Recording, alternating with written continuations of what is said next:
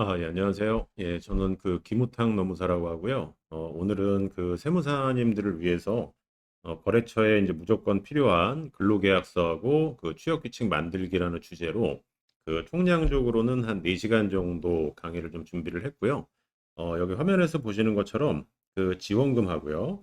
지원금하고 요 급여 테이블 부분 관련해서 실무적으로 필요한 부분도 중간중간에 제가 이제 설명을 드릴 예정입니다. 예, 저는 현재 그 홍대 입구 쪽에서요. 이 노무법인 원이라고 하는 그 사무실을 운영하고 있고 이렇게 간간히 그 세무사님들을 대상으로 이렇게 노무 관련된 그 강의를 진행을 하고 있습니다. 일단 보실 그 강의 개괄을 좀 말씀드리면요. 일단 크게 이제 파트 1 성격으로 요 근로계약서에 포커스를 두고 그 작성하실 때 주의하셔야 될 내용 위주로 제가 이제 한 3시간 정도를 준비를 했고요. 그리고 중간에 제가 약간 이제 광고일 수도 있는데 그 제가 이제 세무사님들 대상으로 진행하고 있는 그 노동법 자문에 대한 설명을 살짝 드릴 거고요.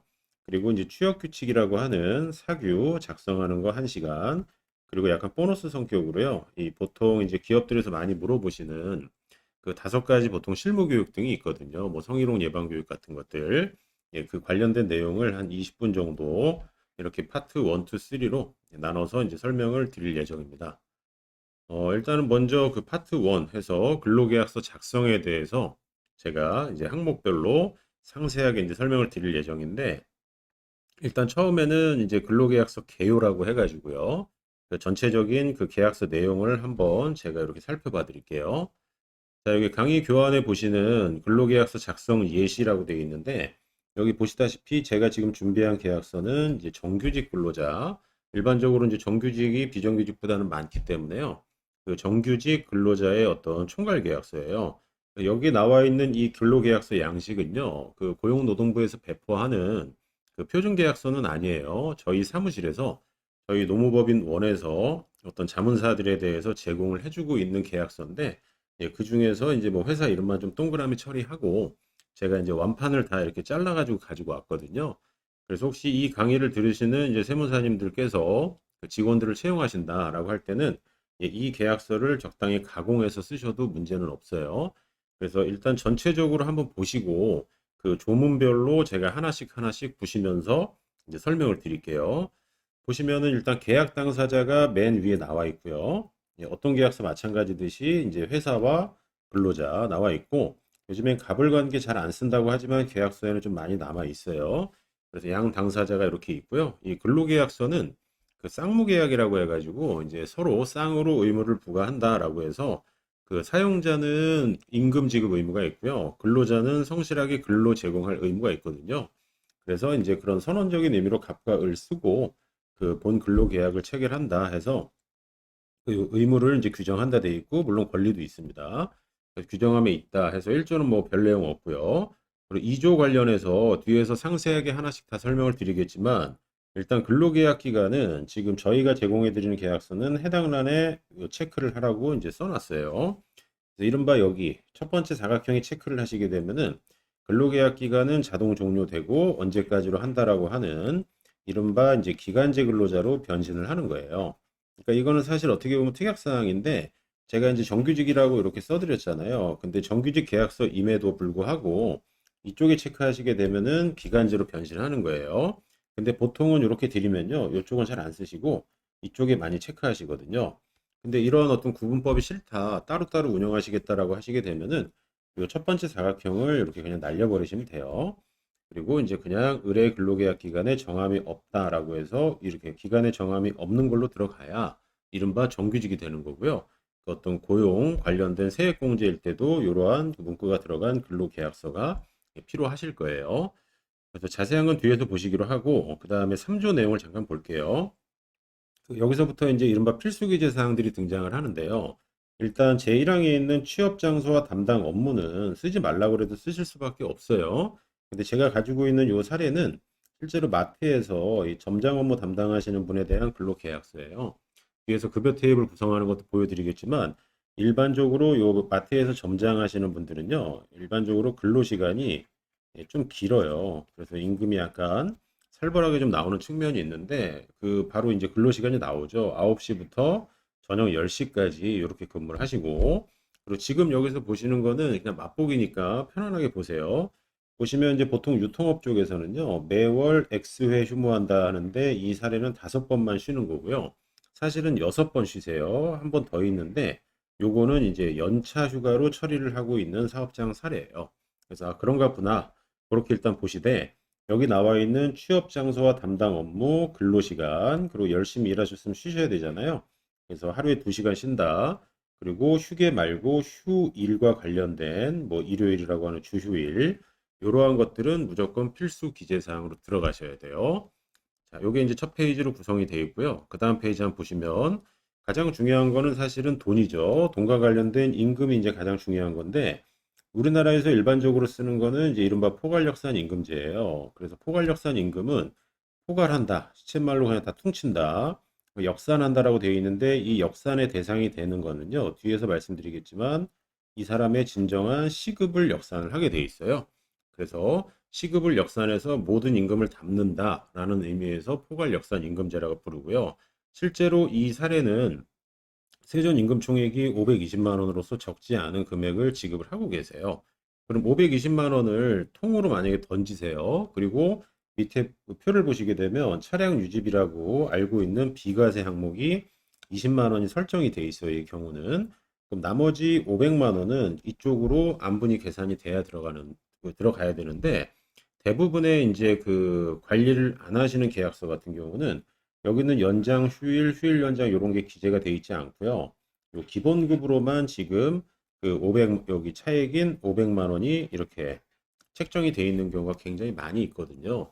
그래서 이 부분은 되게 이제 위험한 방식이에요. 그래서 그 부분에 대해서 어떻게 나눠야 되는지는 뒤에서 설명드리기로 하고, 제가 지금 이 간단하게 언급드린 이 표 있죠. 이거를 이제 멋있는 말로 임금의 이제 그 구성 항목이라고 얘기를 해요. 구성 항목.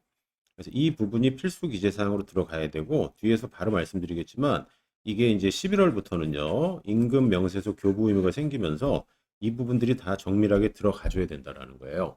그리고 가끔 고용노동부에서 점검이 나오면 이렇게 세전인지 세후인지 원천징수 하는지도 확인을 하고요. 임금의 지급 방법과 관련해서 계좌 이체하면은 계좌로 지급한다. 이거 없으면은 그 정 잡을 게 없으면은 과태료까지 부과하는 경우가 있기 때문에 예, 그 부분은 조심해 주시고 지급 방법도 이제 써 주셔야 돼요. 그래서 다시 앞으로 한번 가시게 되면요. 취업 장소와 담당 업무, 근로시간, 휴게시간, 휴일 여기까지는 쉬는 거고요. 여기까지는 일하시는 거고 어떤 일을 하는가 이거고 그거에 따른 보상, 그 해당하는 임금 이게 다 필수 기재 사항입니다. 그리고 이제 마지막으로 이제 필수 기재 사항 중에 하나가 여기 7조에 있는 연차 휴가거든요. 자, 연차 휴가는 지금 이 계약서에는요, 근로기준법에 따른다라고 해서 일반론을 적어 놨어요. 할 말 없으면은 이렇게 정하시면 되거든요. 다만 5인 미만 시에는 근로기준법에 따라서도 연차 휴가가 발생하지 않아요. 이것도 뒤에 항목별로 보시겠지만, 하지만 여기서는 이제 확인 사살을 한 단계고요. 그리고 이것도 뒤에서 말씀드리겠지만, 관공서 휴일, 학예 휴가, 연차 휴가로 대체 사용한다. 이 경우는 제가 지금 2021년 말까지 유효함 이렇게 적어 놓은 거는요. 지금 현재 보시는 이 사업장은 30인 미만 사업장이에요. 그래서 이 규정이 적용이 되는데 일단 미리 말씀드리지만 내년부터는 5인 이상 사업장은 이 규정을 적용할 수가 없어요. 어떤 게 적용이 안 되냐면 관공서 휴일을 연차로 대체하는 게 안 돼요. 다만 학예 휴가는 가능하시거든요. 그래서 그건 하나 체크하시고 그런 의미에서 관공서 휴일 대체는 2021년 말까지만 유효하다. 이렇게 적어 놓은 거예요. 자, 여기 7조까지가 필수 기재 사항이고요. 나머지 여기 제가 적어놓은 근로시간에 대한 특례, 중도 해지, 이제 해고 관련된 사항은 정하시기 나름이에요. 근데 이 부분은 그 큰 틀만 근로계약서에서 보통 제시를 하고요. 나머지는 어디로 가냐면은 그 뒤에서 설명드릴 이른바 취업규칙, 보통 약자로 취규라고 하는데 이쪽에서 상세하게 정하게 되어 있고요. 참고로 이거는 10인 이상 사업장일 때 의무적으로 작성, 신고 의무가 있습니다. 자, 그래서 필수 기재 사항이 이렇게 되어 있고요. 그 다음에 구조의 특약 사항이 나와 있는데 이것도 뒤에서 볼 거니까 이건 필수 기재 사항은 아니에요. 그래서 간단하게 보시면 특히 이제 직업 문제로 많이 이제 머리 아프실 때가 사직할 때죠. 그래서 1개월 전에 이제 통지할 의무가 있고요. 이렇게 지금 적혀져 있고 비밀 유지, 민영사상 책임, 그다음에 이제 그 시용 기간이라고 해서 이제 여러분들이 수습으로 많이 알고 계시는 그 기간인데 이 정확하게는 사용이 아니고 시용이에요. 시험에서 써본다 이런 의미거든요. 그리고 이제 최저임금의 90% 이상은 보장한다. 이러한 이른바 특약 사항이 있어요. 그래서 이건 정하시기 나름인데 지금 제가 열거해드린 이 1, 2, 3, 1항부터 3항은 사업주들이 가장 많이 요청하시기도 하고 이게 없어가지고 평상시에 실무적으로 너무나 많은 문제가 되는 걸 제가 그 이 공인노무사 업을 하면서 봐왔기 때문에 그래서 이제 그 어떤 기본값으로 이렇게 제공을 해드리는 거예요. 그래서 당연히 요거 이제 이쪽에 양자가 사인을 하는 거고요. 그리고 오늘의 직접적인 주제는 아니지만 이 근로계약서를 교부까지 해주셔야 돼요. 이 교부를 하지 않아도 벌칙 조항이 있거든요. 벌금이 나가요. 그래서 보통은 근로자는 이쪽에 사인을 한번 하죠. 당연히 사인을 한번 하는데 교부 확인에 대해서도 한 번 더 확인 사살을 받고 이 원본을 사업주가 가지고 계시는 거예요. 가지고 계셔서 근로자가 분실을 한다 하더라도 여기 서명한 게 있습니다. 그러면은 인정받을 수 있는 거니까 이 부분은 팁으로 활용하시면 돼요. 자, 요렇게 한 두 페이지, A4로 두 페이지 정도 나오거든요. 요렇게 나오는 게 근로계약서 총괄 내용이고요. 다시 이걸 이론적으로 다시 한번 정리를 해드리면 제가 계속 필수기재사항이라고 말씀드린 게 1번부터 5번까지 내용인데 아까 잠깐 보셨죠? 임금, 포괄역산 임금, 구성 항목 포함, 그리고 소정근로시간에서 근로시간, 그 쉬는 날 휴일, 연차 휴가도 있었고 취업할 장소와 업무 이렇게 해서 5가지가 이른바 필수 기재 사항이 돼요. 그리고 요 밑에 나와 있는 쭉 되게 어쩌고저쩌고 나와 있는 이러한 열거에 관한 사항은요. 이른바 취업규칙이라고 하는 회사 사규에서 정할 사항이기 때문에 근로계약서에다가는 넣을 필요는 없고요. 근로계약서는 그냥 뭐 답은 없지만요. 한 두 페이지 정도 가장 적당해요. 가끔 이제 어떤 회사의 근로계약서를 보면 막 한 막 10페이지짜리로 만들어 놓은 게 있어요. 근데 그거는 분실의 가능성도 있고 오히려 너무 많이 적어 놓으시게 되면은 거기에 이제 좀 얽매이는 효과가 있기 때문에 그건 제가 그렇게 추천드리는 방식은 아니에요. 자, 여기까지가 이제 필수 규제 사항이고요. 그 다음에 그 올해 11월 19일부터 시행되는 근로기준법 시행규칙에 이제 이번에 공식 서식이 올라왔거든요. 앞으로 근로자분들한테 그러니까 지금 기장하시는 회사의 근로자는 물론이고 세무사님들께서 직접 채용하신 직원들에 대해서도 이 임금 명세서를 11월 19일부터 교부를 해주셔야 돼요. 그러면 그 여기 화면을 잠깐 보시면 다음 페이지로 넘기면 그 뭐 기분 나쁘실 수도 있지만 이게 지금 처벌 조항이 나왔거든요. 물론 벌금은 아니고 과태료예요. 과태료인데 이 임금 명세서를 교부하지 않은 경우 이렇게 되어 있는데요. 요 1차, 2차, 3차 해서 교부를 아예 하지 않았다 그러면은 3차 위반 시 100만 원까지 부과가 되는 거고요. 교부는 했는데 일부를 기재하지 않거나 사실과 다르게 기재했다. 그런 경우에는 절반인 50만 원까지 과태료가 부과되게 돼 있어요. 그러면 이왕 이 페이지에 온 김에 위로 타면서 올라가면서 볼게요. 자, 이러한 이제 어떤 과태료 조항이 있는데 그럼 어떤 걸 기재를 해야 되는 거냐면 아까 제가 잠깐 보여드린 근로계약서 상에 그 어쩌고저쩌고 막 시간수 이렇게 적어 놓은 거 보셨죠? 요 시간수. 자, 그 시간수가 이렇게 정확하게 명시가 돼야 되고요. 해당 월에 근무한 일수까지 기재를 하게 돼 있어요. 이거는 한 달 중에 며칠을 쉬었는가 이걸 판단하기 위한 거고요. 그리고 이게 되게 이제 파워풀하게 진행이 될 게 연장 근로 수당을 계산할 때 1.5배 제대로 했는지, 야간은 0.5배 했는지, 휴일은 1.5배 했는지, 그 근로소득세는 간이세액표를 적용했는지, 그리고 국민연금은 지금 현재 2021년 요일인 4.5, 0.8 고용보험, 건강보험 3.43, 장기요양은 부가보험료로서 건강보험료의 11.52 해서 이 산출 방법까지 정확하게 명시를 하게 되어 있어요. 이 중에서 여기 있는 이쪽 영역, 세후 영역은요, 정해진 단일 요율이 있고요. 간이 세액표가 있기 때문에 어렵지 않은데, 이쪽 연장, 야간, 휴일에 관한 사항은 임의적으로 찢을 수가 없고, 실제 일하는 베이스별로 들어가야 되고요. 이렇게 구성이 된 238, 요 사례에서는 238이 결정이 되게 되면요. 여기에다가 최저 시급인 2021년 8,720원을 곱하면 그 특정 금액이 나올 거 아니에요. 그 금액 이상이 지급됐는지를 확인하기 위한 절차예요. 상세 내역까지 교부를 해줘야 되기 때문에 어떻게 보면 저희가 해야 될 일이 좀 더 많아질 수도 있어요. 그렇게 되고요. 다시 위로 갔다 다시 내려올게요. 그리고 첫 번째 페이지는 이렇게 생겼어요. 밑에는 계산 내역이라면 여기는 금액에 대해서 지급 적게 되어 있는데 특이한 거는 매월 지급하는 게 있고 이제 격월 또는 부정기 지급하는 거에서 이렇게 두 가지로 대별을 하고 있다라는 걸 한번 보시고요. 그리고 이제 세전 항목은 왼쪽, 세후 항목은 오른쪽 이렇게 되어 있고요. 그리고 이제 인적 사항은 여기 위에 이렇게 나와 있습니다. 그런데 이제 예외적인 사항으로요. 이제 짧게 일하시고 나가시는 일용직 근로자는 이쪽에서 생년월일이나 사번은 제외 가능하다. 왜냐면 관리 비용이 너무 많이 드니까요.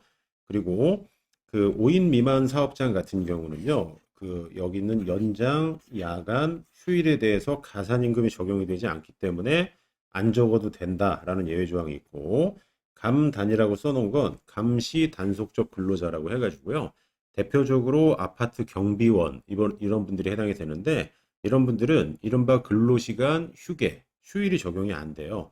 물론 이 야간은 적용됩니다. 사실은 야간은 적용이 되지만 이 근로시간, 연장, 휴일 이게 적용이 안 되니까 이런 분들은 제외 가능 이렇게 시행규칙에 나와 있어요. 근로기준법.